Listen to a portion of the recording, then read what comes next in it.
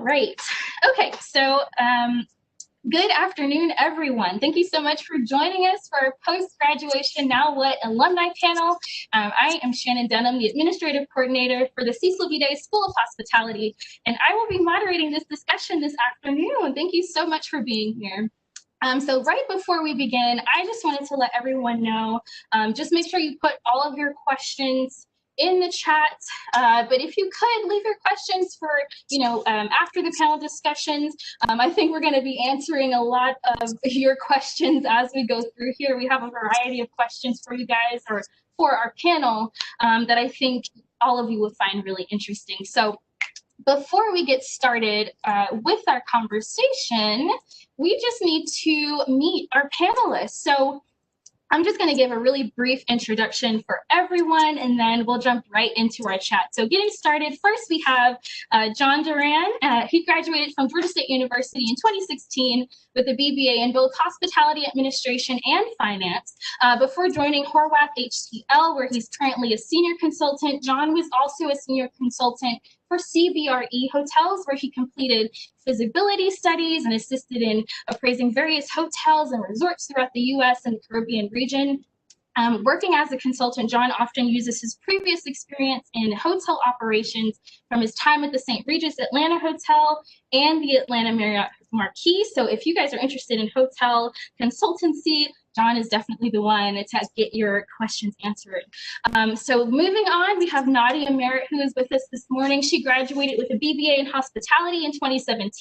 She has now joined the City of Sugar Hill team for more than a year. Her position includes innovative projects, programming, events, and relationship building to encourage economic development and community engagement throughout the City of Sugar Hill. Nadia draws on her marketing and communication skills from previous positions at Visit Sandy Springs and the Southeast Tourism Society. Also with us this morning is Sarah Moss. Sarah joined Hunter Hotel Advisors as an intern through a collaboration with the School of Hospitality. She then went on to become a full-time member of the Hunter team immediately following her graduation in 2018 from Georgia State, where she received her BBA in hospitality. She serves as the Chief of Staff for the Hunter Hotel Advisors, directing all administrative and operational activities for the president and CEO and other executives at Hunter, along with other special projects. So as an events production specialist for the Hunter Hotel Investment Conference, Sarah is also responsible for overall design and stage production, planning, and execution. So both Nadia and Sarah have extensive experience in planning and just like special interest projects within their field. So if you guys have any questions about those, definitely target your questions to either Sarah or Nadia. And then when we get more into the questions, I'm pretty sure you'll have a lot more questions for them later on too. Unfortunately, Takashi Otsuka is not able to join us this morning, but I still do want to introduce you to him because if you guys do have any questions, he is available to talk to you through LinkedIn. So Takashi is the CEO and owner of MGK Hospitality, which is a food and beverage group which is dedicated to providing authentic Japanese dining experiences. And since August of 2020, MGK Hospitality has now expanded into convenience and grocery stores to provide Japanese goods and products. So if you're ever in the Midtown area, take a look at his grocery store. He has some really interesting products there. So now, welcome to all of our panelists. Thank you guys so much for being here. I'm super excited to start this. So let's hear from you guys now. So some of your titles and bios truly do not tell the whole story of what it is that you guys do. So I would like for all of you to just take a little bit of time to talk more about yourselves and what you do. So I think starting with John, could you just share with us how did you get into the hospitality industry, and also just give a brief description of your current position, or even just an example of projects you would typically work on. Yeah, sure. So let me start with kind of how I got into the hospitality industry, because it didn't start at, I think, love at first sight. I was more curious about what it was and how to get into it. And so I took the Intro to Hospitality course, which is taught by Dr. Kim at Georgia State. And so throughout that course, I was learning about, well, what is included in the hospitality industry, you know, hotels, restaurants, airline events, meetings, and more. And, you know, I thought, okay, this is deeper than I originally thought. There's more to this. And so I got hungry. I wanted more. I wanted to learn more, see more. And so in subsequent years, it really just snowballed from there. I became more active. I took on a mentor who taught me more about what's, you know, on the consulting side. And so he helped steer me into kind of this direction. Now, let me jump ahead to what I'm doing now as a senior consultant, because that's a broad title. It can really vary by your industry, your company, but what I do is really focused on three elements. That's asset management, development, and strategic assignments. And what that really is it's all based around hotels. It doesn't matter what type. It could be you know, 500-room full-service hotel with 30,000 square feet. It could be a 100-room hotel with no meeting space and just standard guest rooms, no restaurant. It could be a big resort with multiple components, retail, and all that. And so I've worked on a wide array of projects. And then on the asset management part, we come in as the owner's representative to just, you know, to look at the asset from kind of a more, you know, objective, you know, perspective of how it should be running and providing advice on how it should run. And so we're critical during this current period because the hotels aren't running as well as they should be. And then on the strategic side, you know, as an example, we helped a developer in Orlando identify how their program should look, the layout of the resort, facilities, staffing models, and things like that. Yeah, yeah. And that is super interesting because you have to work with such a wide variety of like types of hotels that like some people would just say like, oh, well, I want to be a consultant with just luxury hotels. But it's like, no, if you're a consultant, you need to know from like family owned to luxury to like the really small scale, like you were saying, like ones that just have rooms and no restaurants and nothing else. Like you need to know like the whole wide array of hotels. And like that's really important for students to know, that it's like, if you're going into consultancy, like don't just think you're going to be working with one type. So yeah, that's like really good insight for sure. Yeah, thank you for that. Yeah, so if we can move on, how about we go with Sarah? Like, could you give us a little bit more about, you know, your industry? Yeah. Sure. So a little bit about me. I'm actually not a full Georgia State grad. I'm part of my undergrad at the College of Coastal Georgia. So I feel like I have to mention that because it's where I got a lot of my hospitality experience in general. I went down to the College of Coastal Georgia because they also have a hospitality program, and I just love the coast. And there were a lot of resort properties, which I loved at the time. Kind of one of my loves about hospitality is the luxury industry. And so that's kind of what led me down there to that college and where I used to work, which was a resort property called Sea Island, which is kind of where I got my foot in the door with the luxury hospitality space and just kind of fell in love with the industry in general. And then I ended up coming back and moved to Atlanta, where I grew up, and ended up at Georgia State, which, you know, was a godsend here in my life. And they put me in place with Hunter Hotel Advisors, which is where I am right now. Georgia State and Hunter have a great partnership together. We produce the Hunter Hotel Investment Conference, which is a portion of my job. And then also another portion of my job is where I'm chief of staff at our Hunter Hotel Advisors. And a little bit about that company, we are a commercial real estate brokerage firm. So if you think about like a Remax or a Harry Norman for homes and like residential properties, we do the same thing, but for hotels. So we buy and sell hotels on a daily basis, which is a really interesting industry that I honestly never knew existed before I met Hunter. And my role here has kind of evolved. I started over on the conference side as an intern with Georgia State, and it's evolved kind of to working more on the brokerage side now. But I still have my foot in the door over with conference, and I handle all of their design, production, and AV. And we'll talk a little bit more about it later, but really heavy into our conference this upcoming year for our virtual events. So awesome.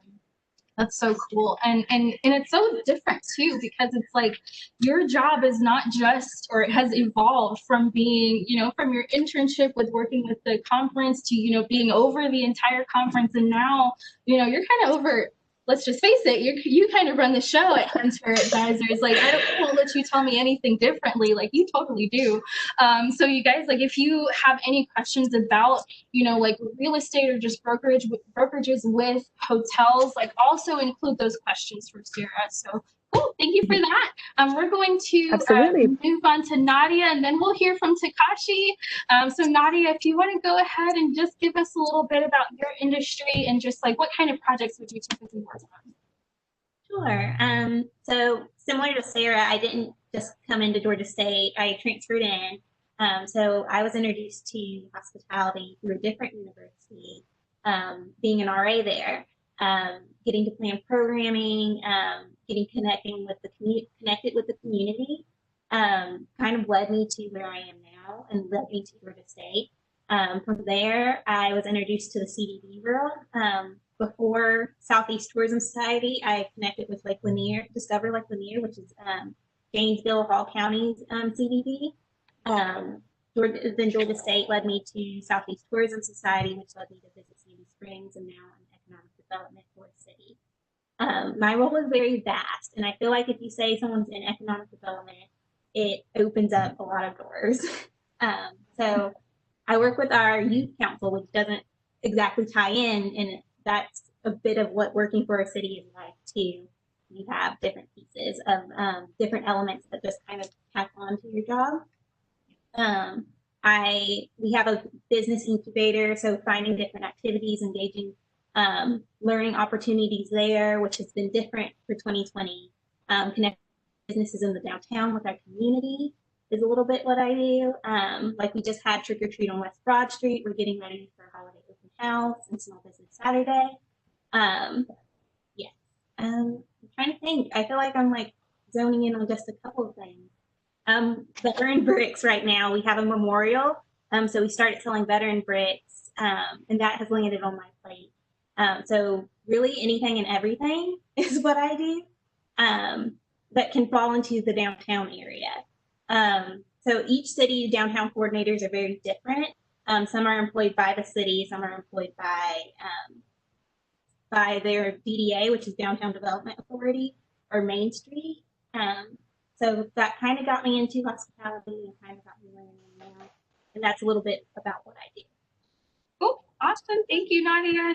I think, like you bring another like unique side to this conversation, because like you are not working for like a private business. You're basically working for the government, which I think is another aspect of hospitality that, might not be really explored, or students don't really think about, like, what can I do in a government position? Like, what opportunities are there? So like, I'm happy that you could be here and shed some light on that. And then also give like a little bit of your background experience with working with like tourism authorities, or like tourism, like the Southeastern Tourism Society, and like those kinds of associations. So like, that's really cool. So now we're gonna move on to Takashi. Hello, Takashi, how are you? Oh, let me unmute you, sorry. Go ahead, hello. All right. So we were just giving like introductions for everyone, or I just finished giving introductions for everyone. So right now we're just asking about, we're just asking everyone just to share, like, how did you get into the hospitality industry? Give like a little bit of a description of your current position, and if you would like to, give an example of like different projects or things that you would typically work on. Oh. Can you hear me? Okay, there you go. Now we can hear you. Okay. All right. Good. So I moved to the United States when I was 18 years old, and I started living with my aunt, and they used to own the restaurants. So I remember from the day one when I arrived, I started washing dishes. So that's how it all started. And as I work in the kitchen and learn how to make sushi, management side as well. And I majored in hospitality and I graduated in 2009. And right now, I own 3 Japanese restaurants, and one's being built right now. And this summer, we opened up a Japanese grocery store right below one of our restaurants in West Midtown. So it was a good move because all the restaurants are not doing as well as before the pandemic. So a new project that I'm doing right now is in the Midtown on 10th Street and the West Beach Street. Slated open sometimes beginning of next year. So we'll see how it goes. It's definitely not the best time to open the restaurant, but since I signed a contract, I kind of have to do it. But as far as my role in the company, I'm the sole owner. So I pretty much invest everything by myself, design floor plans, create a concept, and then execute them as an operator, a little bit of everything, and I supervise all the restaurants. We do have a manager in each location, but I'm the chain of the commander. It's a lot of work. I started my business 2015, and it's a small restaurant, but total we do 1.3 billion in sales. So we're doing very good, and they're trying to expand as fast as possible. So that's what's happening with me. Yeah, I mean, I am so excited to have you on. I mean, I know I keep saying this, but like I really am excited to have all 4 of you on here. But you know, like you bring a side to the industry that that a lot of students want to get into and don't know where to start, because owning a business and especially like starting a restaurant, you really need to know your stuff, right? Like you really need to know like how to handle a restaurant. You really need to know, you know, like so many different things. And you know, like you just mentioned, like you need to know the floor plan, you need to know your menu, you need to know like even like the minor things, like what do our salt and pepper shakers look like? You know what I mean? Like, are we going to have logos on our napkins? And like it really does tie into the success of your business. And so like I'm really interested and curious for your answers for later on in this panel. So thank you so much for being here. Thank you. So yeah, so like we are going to move on to our questions now. And this next question is going to be for Nadia. So Nadia, you know, you were telling us a little bit about your experiences, but specifically, I'm curious to know, like, what are some differences from working with like a convention and visitors bureau compared to working with a government agency? So, like, in your case, honestly, like working for a city. So can you give us a little bit of insight on that? Yes. So with the CDB, you're going to have a bunch of tools and resources available to you. Typically, within local government, sometimes you have to get creative with your initiatives because both of them have public money. All right. CDBs are receiving hotel motel tax. Cities have residential income, millage rate tax or millage rate income in the businesses. So you have to be more respectful. Well, not more. You are mindful of the way you're spending money. Whereas with the hotels, you want to leverage the money that they're putting in to showcase them. So they see the value of it. With the community, they want to have the fun opportunities, but you also, like 2020 has been a struggle for a lot of people. So it's also being mindful of what you're doing and how you're spending and where you can save a little bit more is a big difference between a CDB and a city. CDB, I think they're pretty well staffed. So typically you have breathing room to kind of think about what you're doing, your big plans.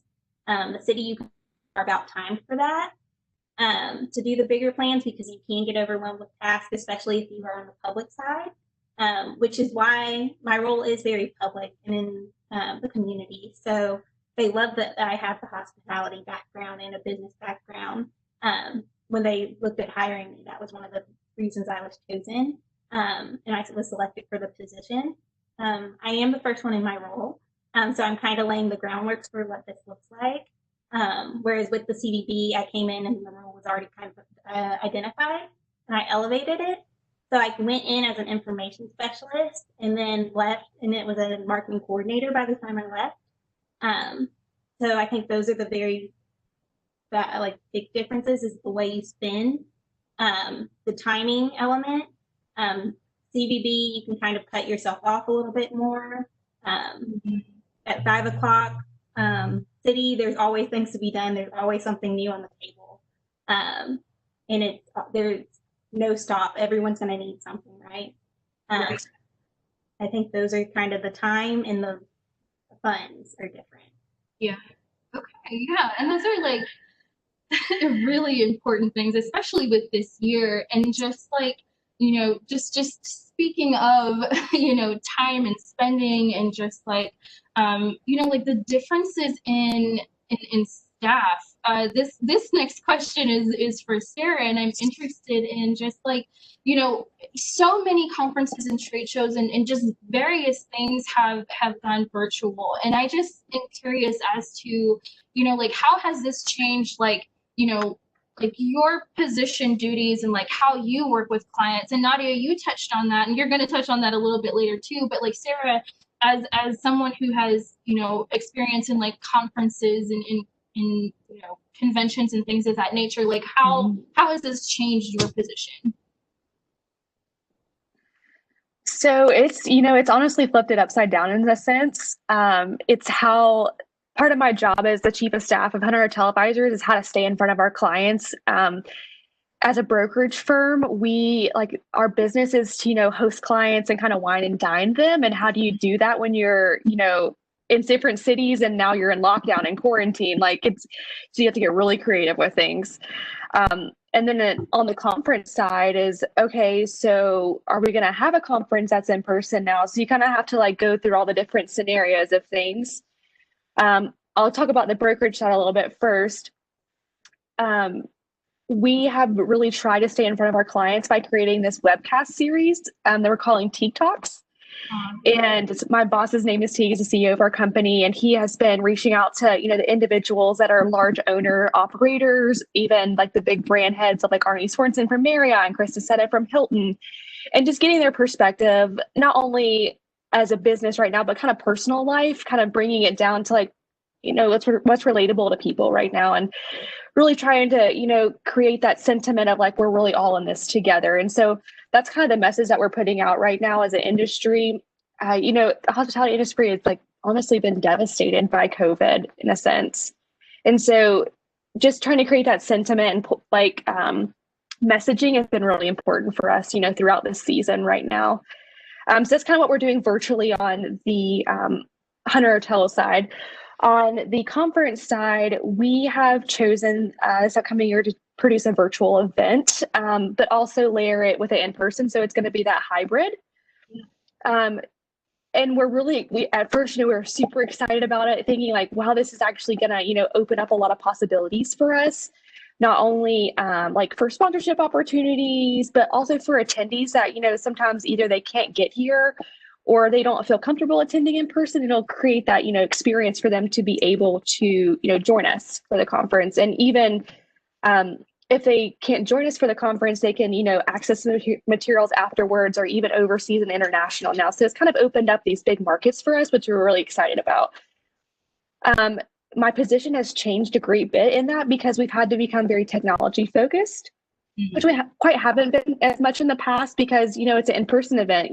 The one-on-one networking when they're meeting in person is their main reason why they're there, and also to learn from the sessions. But for our conference, it really focuses on that networking and, having those one-on-one meetings. And so trying to virtually create that experience has been interesting, and kind of going through the process of RFPing different companies to help us create that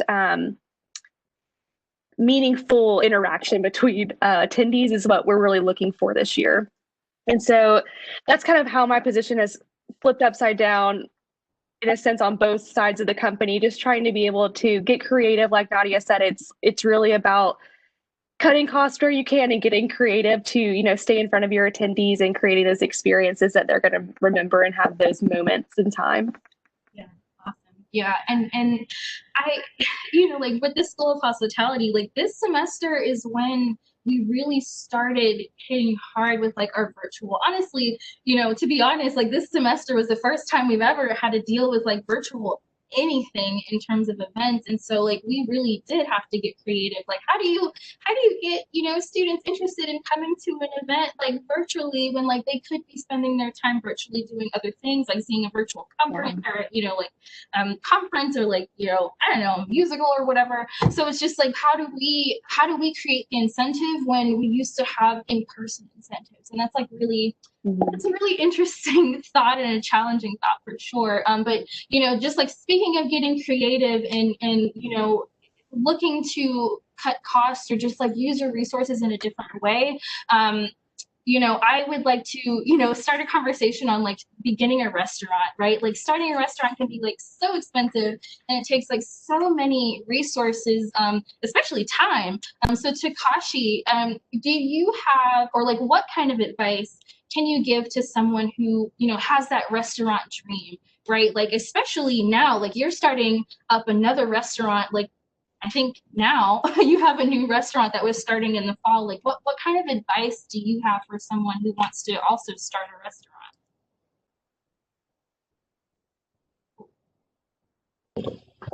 restaurant? Can you hear me now? Uh-huh. All right, good. Yeah, so it's very expensive opening up a restaurant. It's like buying a house, paying everything up front without loans. So it's a risky dice that I have to throw. For the most people, it's very hard to collect that money within the family or friends or whoever they know. So it's likely that they have to look for an investor. So the question is how to find an investor. Working in a restaurant, your name has to be out there as a chef, as an operator. Your name has to be on the media. I think being in a higher end restaurant tends to bring more people with more funds. So I think it's a good idea to work reputable restaurants and just start talking people, throwing your ideas. Hey, one day I want to open up this restaurant. This is my idea, and they will start talking to you. That's just the first step, finding money. And finding a good investor is another story, which is a lot harder. People with a passion, not only just for the sake of the profit, people that want to invest money with good reasons. But what's important is having your name out there, and then also your coworker, friends can be somebody one day. So it's always good to be nice. You don't have to be best friends with everybody, but just to be nice in general, and share your dreams. And one day something clicks, and then one thing led to the other, and then that's how it all starts. Yeah, and that's such a good point to really like open up your network and keep your network open and make sure that you are continuously like meeting new people and continuously like being passionate and sharing your dreams. I mean, that's important across like the whole industry, but especially when you are trying to start your own business, like you need to have a lot of support in your network for sure. Like for sure. But you know, those are just really good points. Thank you, Takashi. So now this next question we're going to have for John, and then we're going to move on to like a question for all of our panelists. So John, you know, you were mentioning about like, you know, the hotel industry and like your position as a consultant. So like, you know, right now, like the day-to-day operations for hotels, like they're slowly starting to pick back up. Like we're seeing like a really good trend of like just hotel positions becoming available. And what I want to know from you is like, is this trend similar for just like hotel development? And just like, what do you think this means for like future consultants or, you know, future industry professionals who want to do what you do? So as consultants, we, you know, it's our job to solve problems. We don't go looking for problems. Problems come looking for us. And so we apply our expertise, or we do research to figure it out, or we provide the answer that is probably or some kind of estimate. With this answer, I can say that there's a little bit of a lag effect with development. A lot of developers, owners are looking at how the lodging market is recovering, which is really a case-by-case basis. What we've seen is that smaller, more domestic markets like Pensacola, Florida, or Charleston have recovered more quickly than your New York and your LA markets. And that's for a few reasons. One is no international demand, and the other is that there's no group demand. So you don't have that base of demand in order to room night demand, to be more clear. So that being said, the economics are very concerning right now. And so developers, owners are looking and trying to figure out, well, what's going to happen to supply? Are hotels going to continue to close down? Are they going to be converted to other uses? It doesn't make sense to build a hotel. What's happening to projects? And what we've seen with projects is they're stalling. Part of it is that there's uncertainty about when they should open. The other part of it is financing, finding debt, finding equity. And so that's become very challenging to find traditional debt, from a lender. So, it's all about finding a very finite resource right now. And then on the equity side, Takashi, you're talking about finding investors. That's hard. And it's not only hard to find a pool of actual investors who are interested in a product, but trusting or investors that you can trust. And so that's a big challenge right now. And so what we're doing as consultants is we're trying to figure out how can we kind of bridge that gap, fill that need, because there's not many feasibility studies, new development studies. So we're looking at existing hotels. That is, hotels that are up for sale. We perform due diligence for prospective buyers. Is it worth their time to look at this? And we also are, like as I mentioned earlier, we're doing asset management services, which is improving revenue generation and cost control. And so we've really had to kind of reinvent ourselves a little bit to fit the current market conditions. And, Sarah, as you were saying, your world got turned right upside down. The first thing that came to mind was the Fresh Prince. And that's how I feel. I feel like that the intro scene when he's spinning around, because you're trying to find your footing. You're trying to figure out where do I go from here? And so there's a great book about this, and I have no equity in it. But it's called Who Moved My Cheese? And it's about finding that next prospect or finding the new cheese, new opportunities. We're so used to going to the same sources, doing the same things, providing the same services that we tend, that's our habit. But when things change, the cheese moves, well, we have to figure out what's the new cheese and where is it. Yeah, I know exactly which book you're talking about. And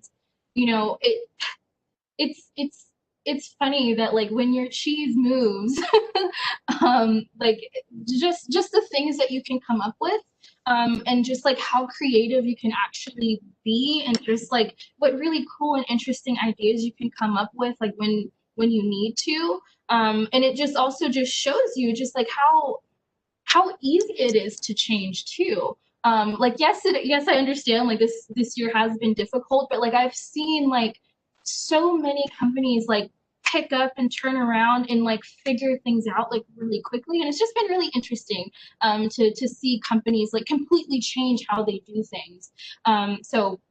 And that's actually like one thing that I love about hospitality is that because it's such a broad industry, because it is so like wide ranging, it's like really easy to take your current position and mold it and develop it into something new and exciting that like you want to stick with and that you want to continue in. And so I guess what I would like to hear from all of you is just like, could you guys share that one thing that you love about this industry, that you like about this industry, and like is that why you're staying in this field? And so I would love to hear from Sarah first. Like, can you tell us like why do you like this industry? Why are you staying?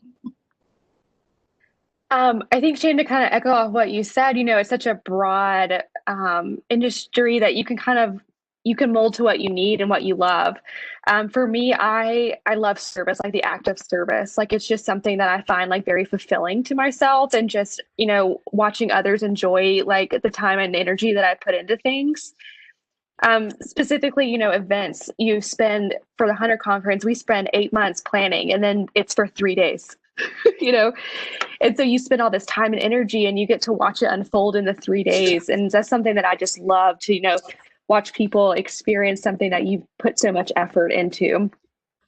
I think, like you mentioned, it's very moldable as well. So kind of my job on the advisor side, like it's not specifically hospitality based. Like yes, we work in the hotel industry, but my job is not, in operations, and it's not, it's maybe even more of an admin role, but my service aspect and my love for the hospitality industry carries over into that. And you can use all the skill set that you've learned, in your prior roles to be able to, excel in whatever else you need to be doing.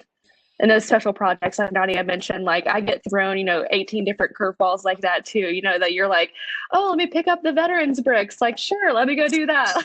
It's things like that where, you're able to adapt and be very moldable and movable to move forward and, carry your company where it needs to go. Exactly.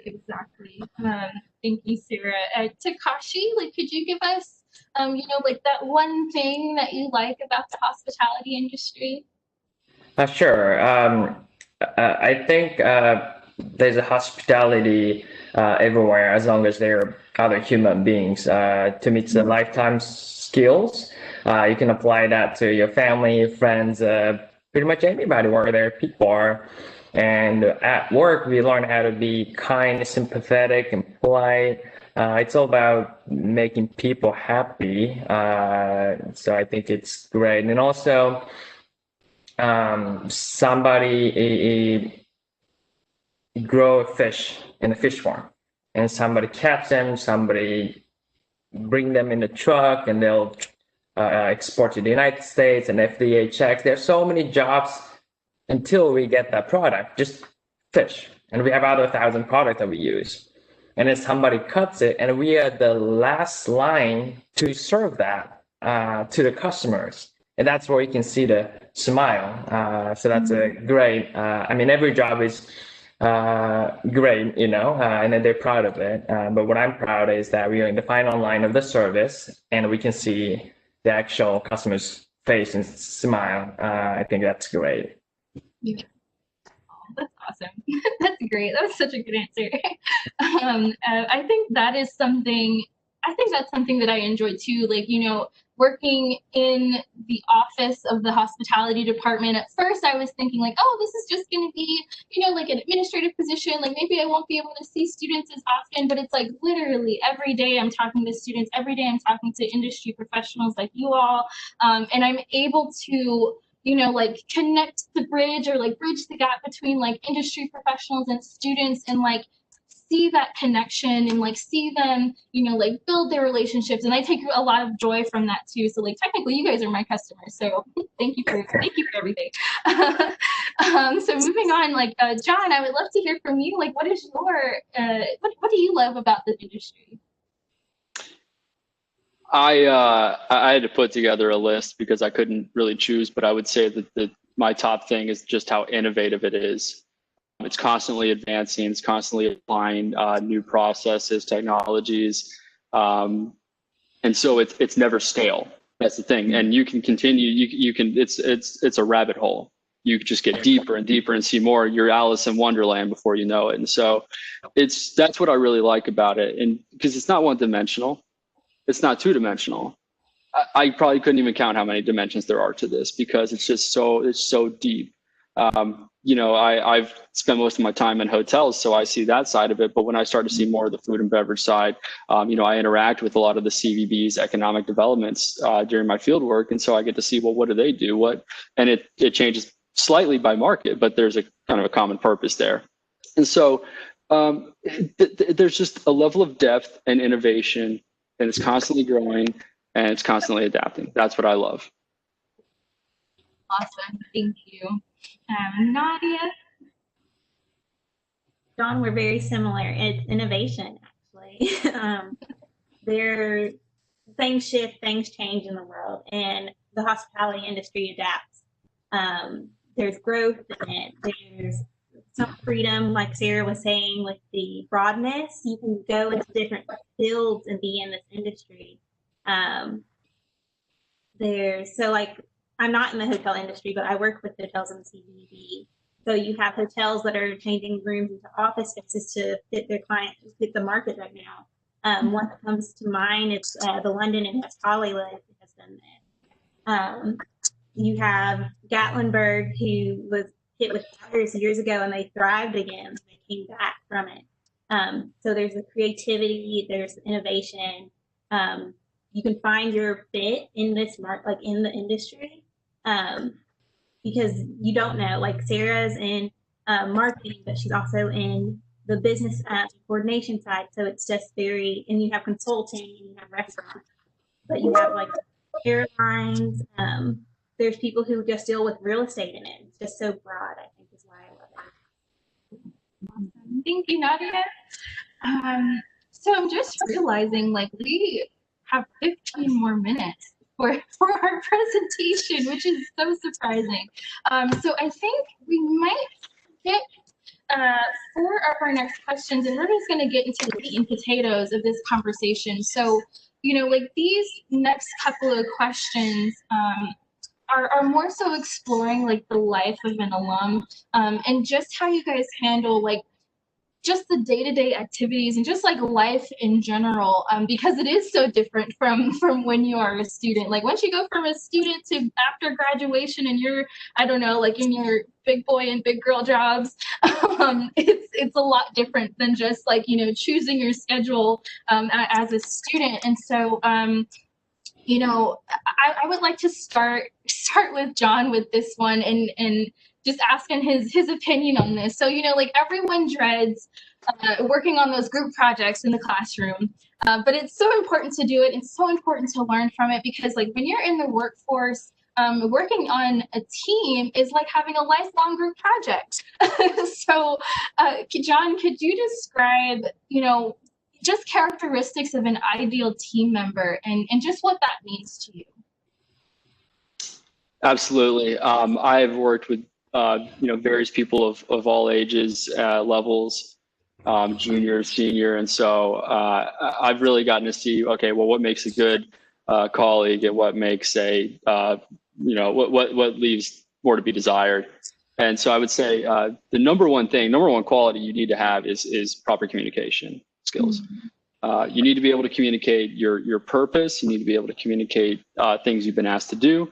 And if you're ever asked to communicate with the client, you need to be able to do so clearly. That is not everyone's strongest skill. It's something that needs to be learned, and it maybe will never get perfected, but you need to just continue to try and improve on it. Another thing is consistency. Are you okay? If I work with you on this, can I know what to expect? Do I know have I become to understand what your skill set is, and will you perform at that level? And so that's another aspect.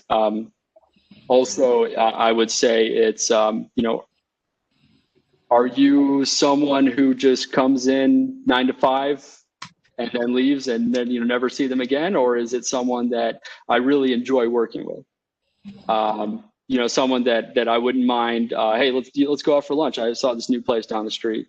Is it someone that I, will enjoy seeing at the current stage of my career, as well as a later stage of my career? Or is it someone that I, maybe when I see them passing on the street, there's the quick pleasantries and then moving on. And so those are kind of the 3, I think, critical qualities of a colleague. Yeah, awesome.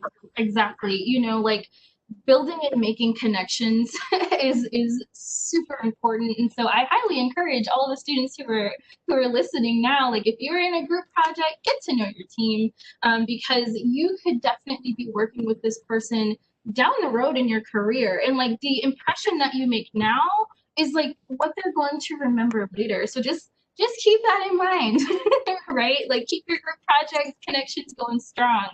And like we were saying, like making connections in this industry, like especially now, you know, it's just super important. So, you know, Takashi, like as an alum, like how have you stayed connected?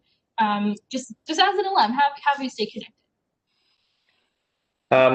I wish this wasn't my question.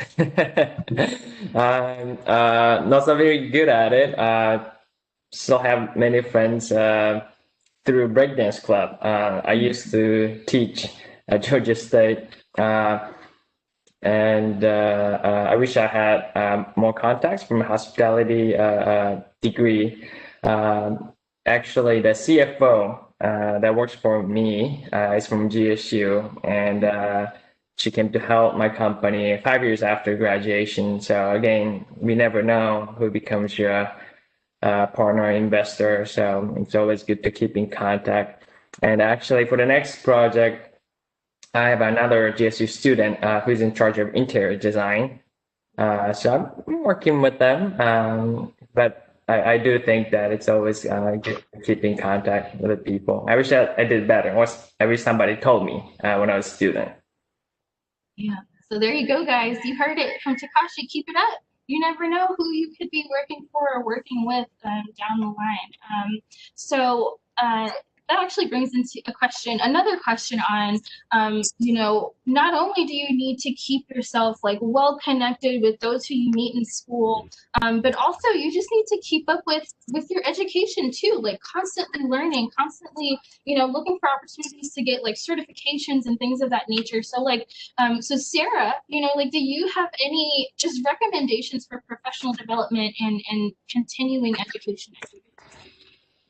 Yeah, I mean, honestly, right now is like ideal for students to be able to, you know, get as much information as possible. All of these great events and great resources have gone virtual because they're not being able to host them in person. And so, you know, you have the gamut kind of at your fingertips of any information that you want right now.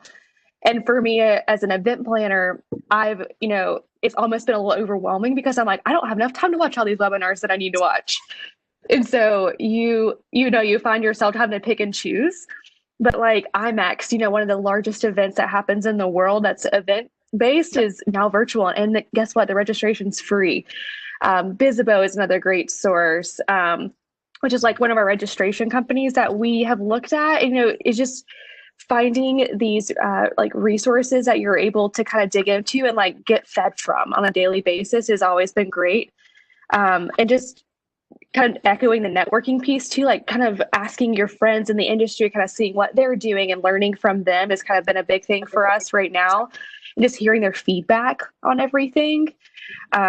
Personally, for me, I try to find value in things. So like I went and got my Google Analytics certification because I wanted to be able to, you know, like really assess our marketing and figure out like how our websites are working and what works best and what doesn't. And so kind of really creating that invaluable experience to your company and like invaluable I'm losing the word here, but like the invaluable asset almost, like what am I going to bring to my company that, you know, will help us, you know, gain either market share or gain experience in the future.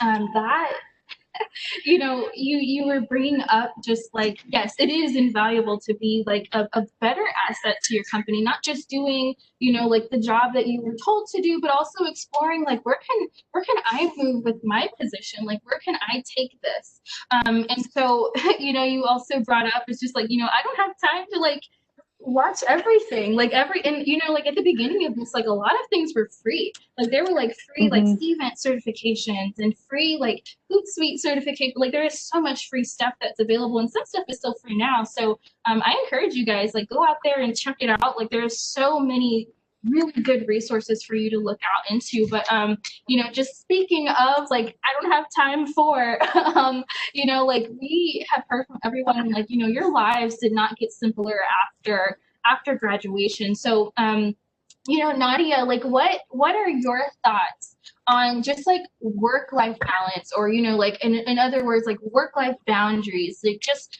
what does that look like for you, and like how did you create that like with your current position?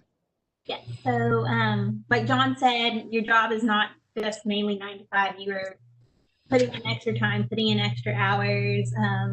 I'm in the public, so a lot of my meetings do happen at night, starting at 6:30 or starting at 7.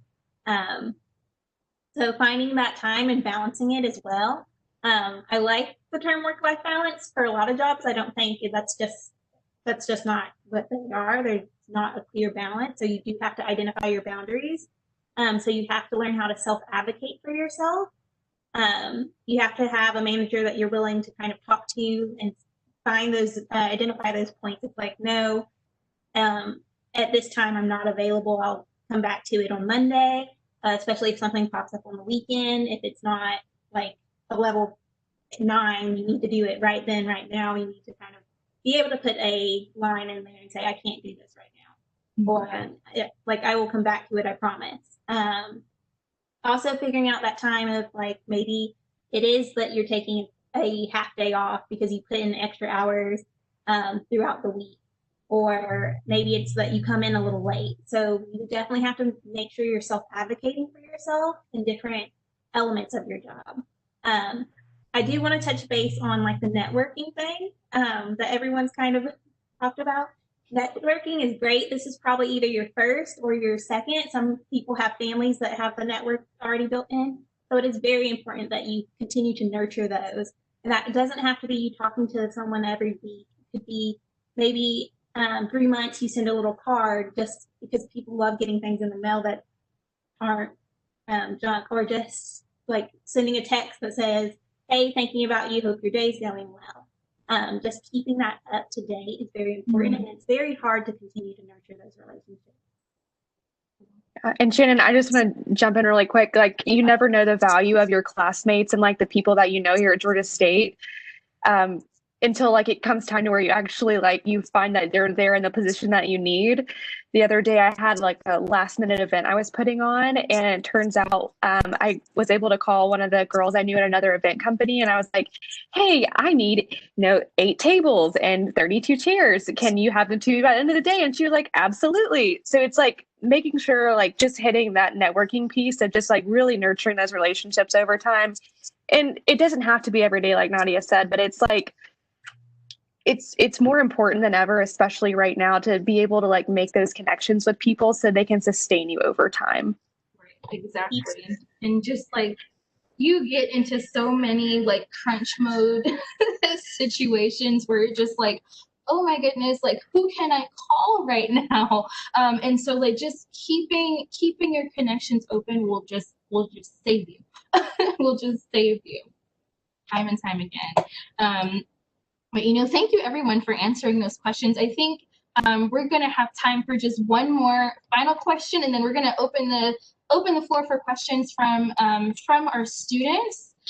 So I think right now, instead of opening it to all the panelists, let's just have like 2 people. Let's just open it for 2. So for this one's for John and Takashi.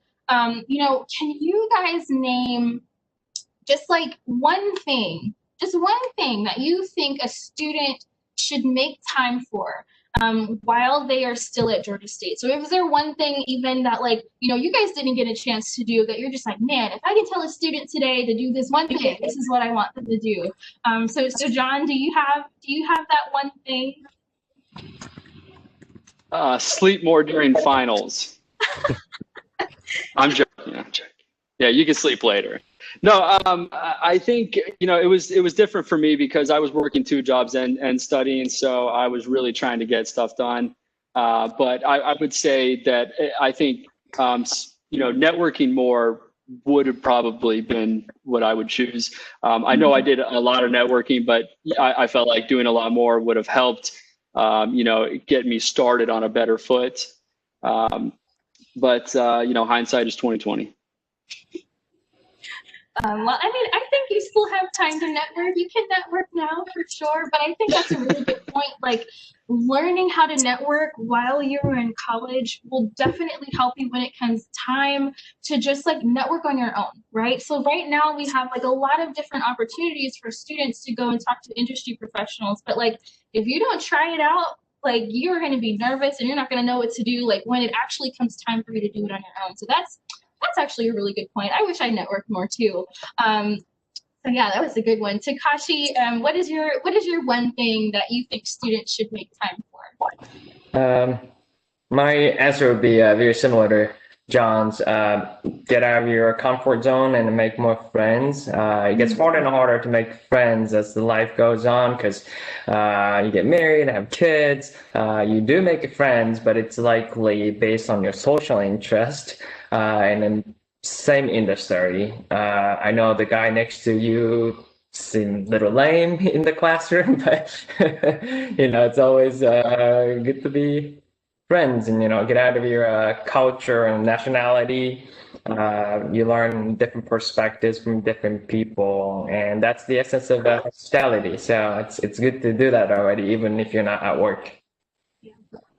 Exactly. Getting out of your comfort zone and outside of what you already know is all a part of networking, and it's super important because it also just like broadens your horizons and broadens what you know, so that like when it comes down to you like needing to be creative, like during those crunch time periods that we were talking about before, like you're already outside the box. You already have like a different perspective on things. So like that's a good answer too, for sure. So with all of that said, thank you so much to all of our panelists for answering my questions and giving such sound advice. I'm so sorry. It feels like we weren't talking for a whole entire hour, but we really were. So now we're just going to go and move on to answering some questions from students. So students, if you are comfortable with turning on your mic and asking your questions directly, please make sure you use like the hand raise feature, or just go ahead and put your questions in chat. And then we'll go ahead with that. So one question that it seems like we did have was from Yen, and I know like this question was to John, and John, you did answer this in the chat, but if you wouldn't mind just giving the answer to everyone. So the question was like, can you give some advice? Oh, it just disappeared from me. Can you give some advice for networking? Yeah. So can you give some advice for someone who's interested in working in hospitality consulting, but doesn't have much relevant experience? Yeah. So like I said in my my answer, the first step is networking, is volunteering or attending events, getting exposure, meeting people. You can alternatively send a message over LinkedIn to say, hey, my name is blank. I'm interested in learning more about what you do. If there's one thing we love doing, it's talking and sharing information about our work, of course, what we can share. So that's really the first step is networking. What I didn't get to include, because I tend to be verbose, but was the next step is I guess finding an internship. Seeing what is available, will they take you on as an intern, and try, starting out there. That's how I started. I was doing pro bono work, and so I started there while I was also working another job, and so but I was dedicated. I knew this is what I wanted to do. I was willing to sacrifice for it, and here I am. So I'm happy with what I did, and so that's the second step. If you can't find an intern there, alternatively finding just some way to get in the hospitality industry, working at a hotel or working at an alternative group where like Expedia, who offer services to hotels, those are still valuable perspectives for our job. And just another piece of information is that you have to have an analytical mindset. You have to be able to look at things and dissect it.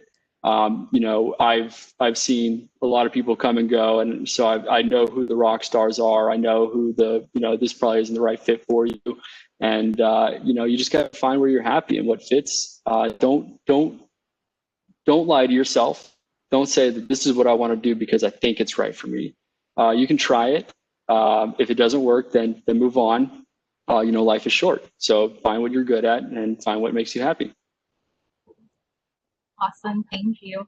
We have another question, and it looks like this one's for everyone.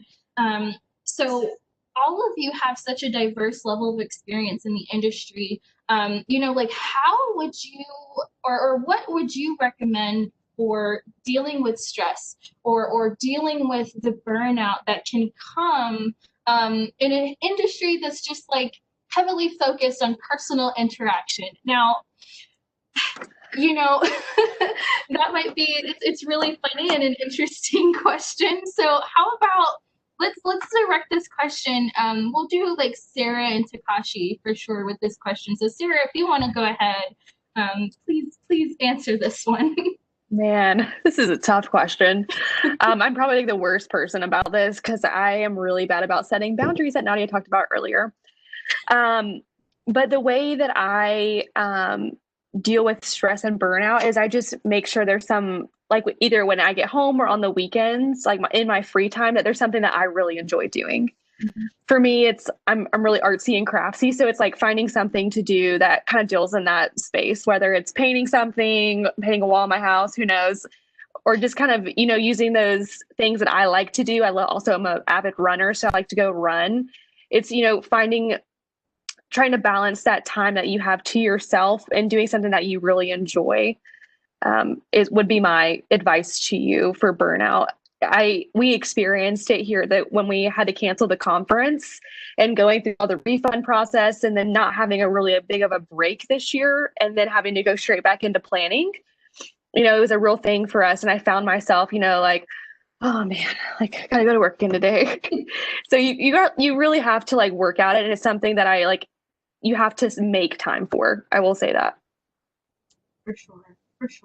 Takashi, and then we'll also ask Nadia too. So Takashi, like how do you deal, you know, with stress and burnout? I can't tell my employees this, but if you haven't burned out, you haven't worked hard enough. To get what you want, it's an inevitable outcome. You have to get burned out many times. That's when the rest of the people quit. Mm-hmm. That's when you win. It's same as working out. Next day, it hurts, but it feels great. So you just have to keep repeating. You have to get used to it, and you have to process it in your brain. You can call it stress, or you can call it learning experience. It happens in your brain. But to be entrepreneur, to make millions, that's what they go through, and that's when everyone else quit and you're the only one standing. Right. Exactly. I think that's a good thing too, that it's like you can either think of it as stress or you can think of it as a learning experience. Like that was awesome. Nadia, like how have you been handling stress and burnout? That's a great question, Sarah. I probably sounded better than I should have when I said setting the boundaries. Because I did just have 2 meetings this week with my boss about like balance. And one she called, she's like, we need to find more balance. But I think, I mean, I'm a little different. I think because when I first started my job, the first week I went to a conference where I'm in now, and they said the reason most people leave is because of burnout in my field. And so I had to take that in. It's like, okay, so I need to set those limitations and figure out a way to be able to manage what I'm doing. Because there's one level of burnout, like it's a burnout that you can rekindle the flame. And then there's the burnout where you're stressed and the stress is getting to you mentally and physically, and that's probably the time to walk away. So I think you have to find what it is for you. I love that Sarah noted you have to have a hobby outside of your job. Or a passion outside of your industry. And then that way, when you come back to work, you are rekindled, you are great to go, you're good to go, and you're re-energized. I think those are 2 elements that I would note. Probably not exactly what you wanted to hear. I think all of your perspectives is definitely important. And so because of that, John, I think we'll just go ahead and ask you the same thing, and then I think we're going to start wrapping this up. So, John, if you want to give us your advice on just handling stress. So I've got this pillow that I just scream into at least once a day. It's no, exercise. So exercise doesn't matter how big or small. You know, you can go to the gym and pump iron, or you can just go take a walk. You know, of course, if that's what you can do in that moment. Otherwise, you know, you just push through. and you get to a place where you can go take a walk, clear your mind, get back to your center. And that's really important because there will be times where, yeah, you're burned out or you're stressed out or there's something that just doesn't, you can't rationalize. You need some time to work through. And so it's really important to just take some time, take a few steps back, look at it, and then rationalize it. Cool. Awesome. Thank you so much, everyone. So like I said, I think it's time for us to wrap up. I think we went over a little bit, but it's okay because I think all of you have given just such great advice. So thank you so much to our panelists who took out the time out of their busy schedules to join us today. Like, we really do appreciate you coming out to join us. We hope our attendees enjoyed hearing from you guys. Please note that this event has been recorded and we will be posting on YouTube. Probably tomorrow we'll have it definitely on YouTube, so just search for GSU Hospitality. Of course, the Cecil B. School of Hospitality's contact details are up here on the screen, or at least they should be. Okay. So if you wanted to take a screenshot, go ahead and do so. But also, if you are an alum who's watching, or like you're starting that countdown to graduation in December, be sure to look into the Hospitality Alumni Network. We would love to be able to keep in contact with you and just assist you in growing your network post-graduation. To learn more about hospitality's latest events, please be sure to look at bit.ly/SOHFOLL20. That's bit.ly/SOHFall20. And next week, we're going to continue our Knowledge Garden series. We're going to feature Zarnowski. And that's going to be a really fun, interesting conversation too. But with all of that said, thank you so much, everyone, for being here, and enjoy the rest of your week. Thank you, guys. Thank you so much. Have a good one, everyone. Bye, everyone. Thanks, have a Take good care. Thank you, guys.